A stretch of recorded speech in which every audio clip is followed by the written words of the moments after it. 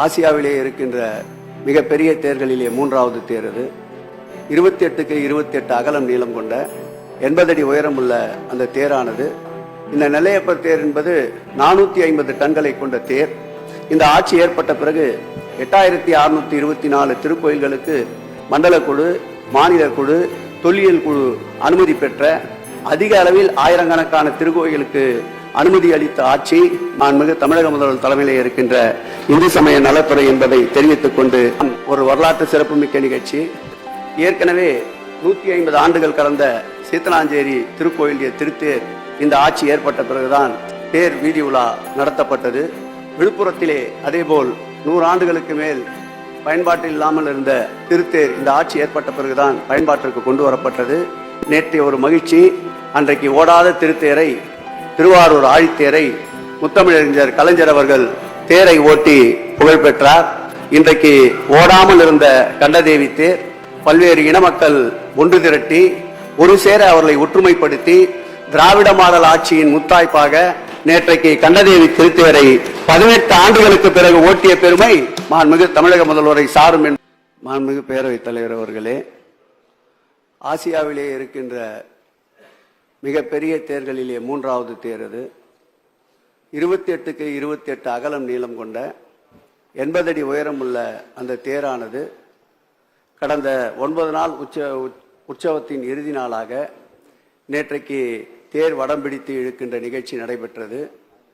தேரின் வடத்தை பின்னாலிருந்து நெம்புகோல் தராததற்கு முன்பாக பக்தர்கள் பக்தி பரவசத்தோடு ஒட்டுமொத்தமாக இழுத்ததன் காரணமாக தேர்வடம் மறந்தது. அதற்கு மாற்றாக திருச்செந்தூரின் தேர்வடம் தயாராக வைக்கப்பட்டிருந்தது. உடனடியாக அந்த தேர்வடத்தை இணைத்து வெற்றிகரமாக நேற்று இரவு 9:30 மணி அளவில் 5 சுவாமிகளும் ஊர்வலம் எடுத்துச் செல்லப்பட்டு நிலையை அடைந்தது என்பதை தெரிவித்துக் கொள்வதோடு மட்டுமல்லாமல், எல்லா தேர்களுக்கும் தேரினுடைய இணைப்பு பகுதிக்கு இரும்பு சங்கிலி இருக்கும்.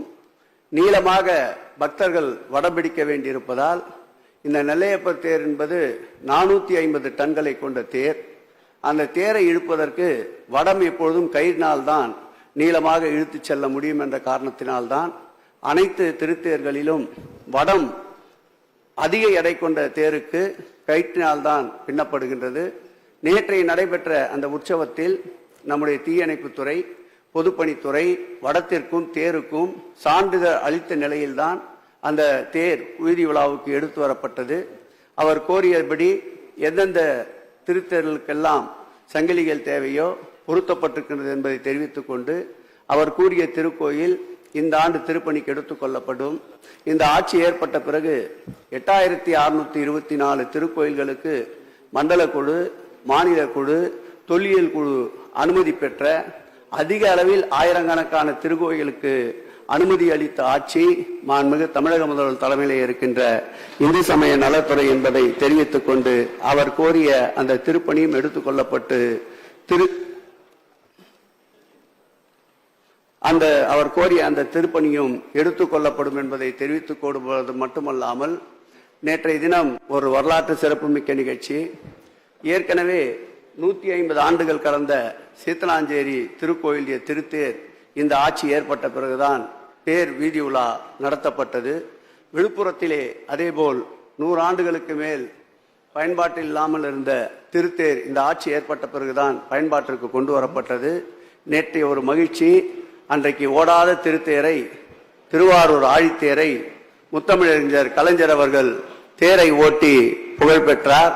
இன்றைக்கு ஓடாமல் இருந்த கண்டதேவி தேர் பல்வேறு இன மக்கள் ஒன்று திரட்டி ஒரு சேர அவர்களை ஒற்றுமைப்படுத்தி திராவிட மாடல் ஆட்சியின் முத்தாய்ப்பாக நேற்றைக்கு கண்டதேவி திருத்தேரை 18 ஆண்டுகளுக்கு பிறகு ஓட்டிய பெருமை மாண்புமிகு தமிழக முதல்வரை சாரும் என்பதையும் இந்த நேரத்தில் மாண்புமிகு உறுப்பினர் தேர் சம்பந்தப்பட்ட கேள்வி என்பதால் இதையும் தெரிவித்து பேரவைத் தலைவர் வாயிலாக பேரவை துணைத் தலைவருக்கு நன்றியை தெரிவித்துக் கொள்கிறேன்.